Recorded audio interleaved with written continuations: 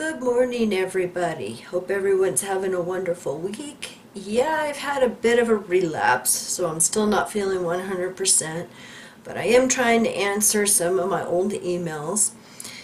And I've been wanting to do this video for a while, and it's like I'm just going to sit down and do it because this is really interesting. I have a little booklet here that most Jehovah's Witnesses probably have never seen or heard of. And I want to thank our source so much. Thank you, sweetie, because he found this little booklet on eBay and he bought it and he scanned it and he sent it to us along with the PDF. So I'm going to put the PDF link down below. But it's called From Kurukshetra to Armageddon and Your Survival.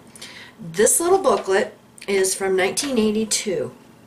And I believe it was directly targeted to those of the Hindu religion.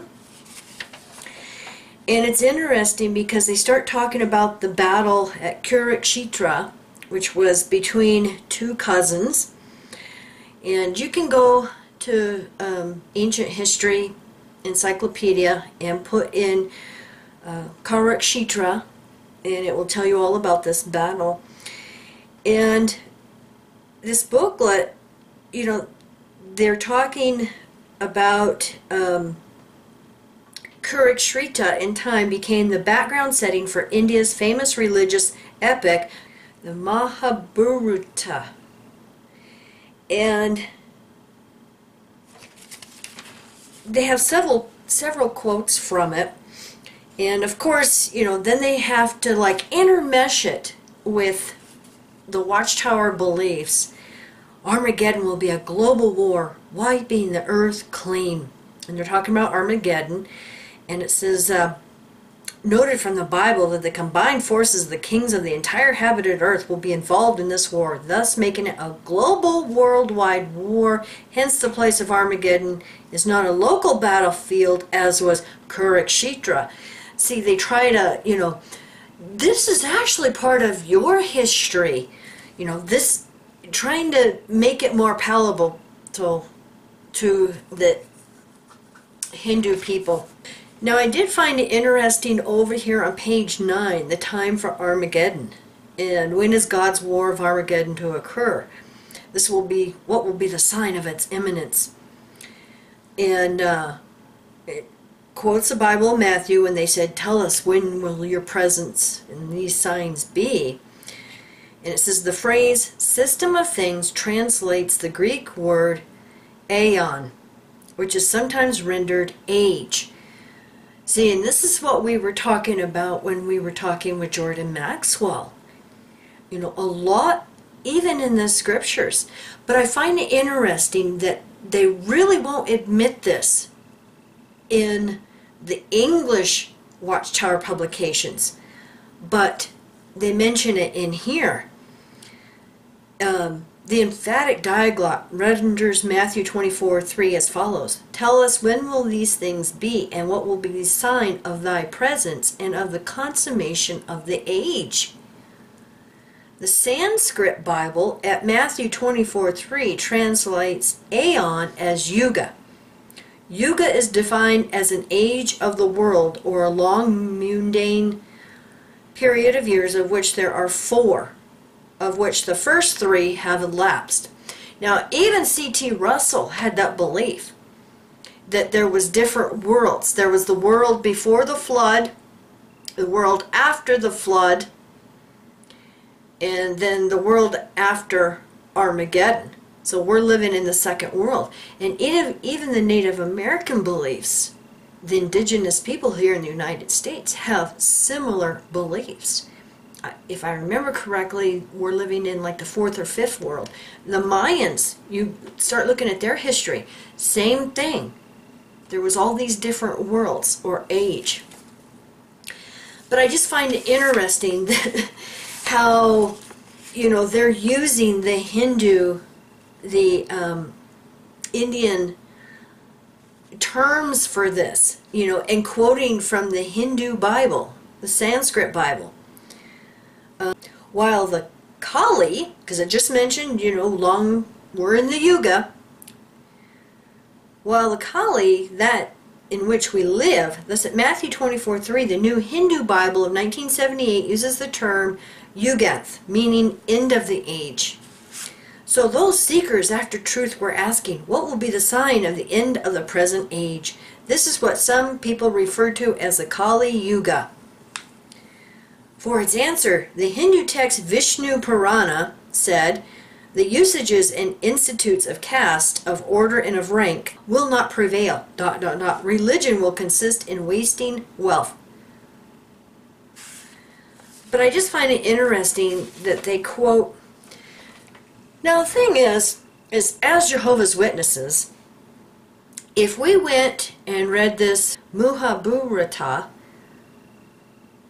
it would be considered like an apocrypha. Oh, why would you want to go read this? Because it does have some of the religious stuff in it.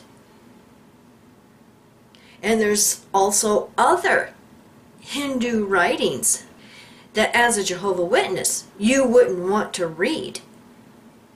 And you certainly wouldn't want to bring it up in conversation. But yet here's Watchtower doing a booklet, about this. Here on page 11, they use the scripture in the Bible at 2 Timothy 3:1-5. And it says, in a similar vein, the Gita reflects, in the ruin of a family, its ancient laws are destroyed, and when the laws perish, the whole family yields to lawlessness. And of course, then they talk, they get into their doctrines. This was another interesting note right here.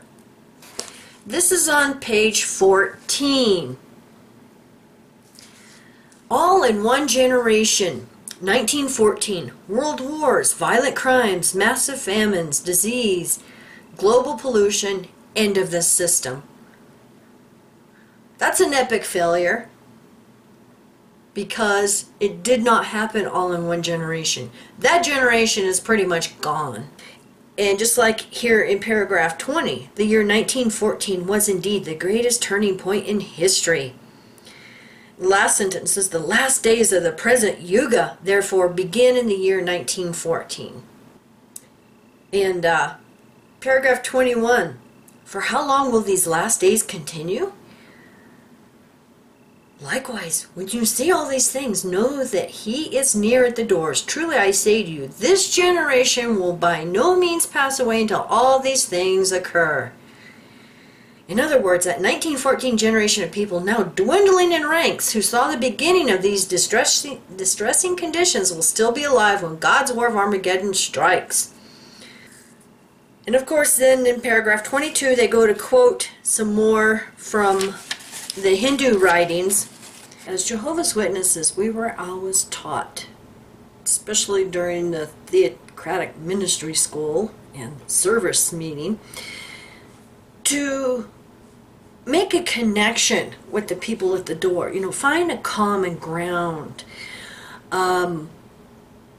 Basically like, oh, see, we believe basically the same thing. We both believe in the Bible. Make a connection with that person, a common ground of beliefs, so that you can, talk to them longer and try to indoctrinate them. And it's interesting because here on page 16 and 17 it starts talking about the flood. And they say, throughout the world there are more than 90 different stories of a historical global flood. Among Hindus, this is known as the Jala Pralaya. Jal means water, and Pralaya denotes dissolution, hence a dissolution by water. It is believed that all living creatures perished in this Jala Pralaya. However, Manu found favor with his god and was given divine warning to build a ship to save himself and 7 others. Rishis, sages. Find that interesting. A total of 8 persons. After his ship settled on the northern mountain, the flood subsided and Manu emerged to perform the first sacrifice to his god in this present Yuga.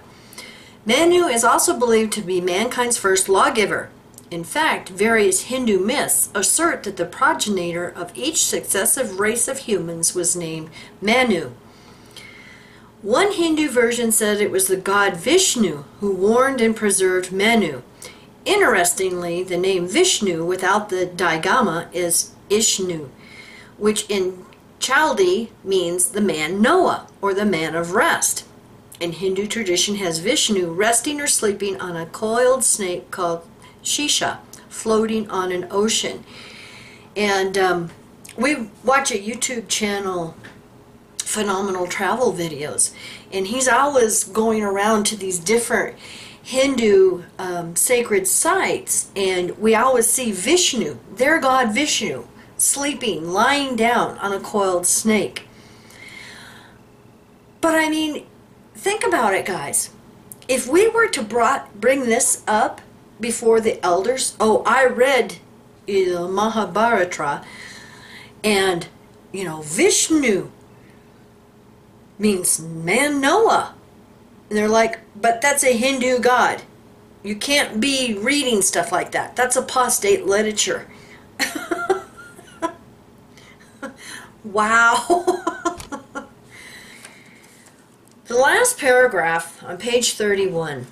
Will you accept the divine invitation to seek Jehovah and seek righteousness and meekness? If you do, probably you may be concealed in the day of Jehovah's anger. It is our prayer that you will do so and will be among the happy survivors of the war of the great day of God the Almighty. And they have scriptures. It's just pathetic, you know, how they will take a culture and their beliefs and they will intermesh it with their beliefs just to try to get more converts and get people away from their Hindu beliefs. Now, along those lines, I don't know if you guys have seen it yet. I'm going to put the link down below to Smurf Girl's video. She called Bethel. And New Light, the end of the Gentile times is over. They don't use that term anymore. Was there a big announcement or anything? No, it's very subtle. But they can't use that term, the Gentile times, anymore, because it failed. It's an epic failure.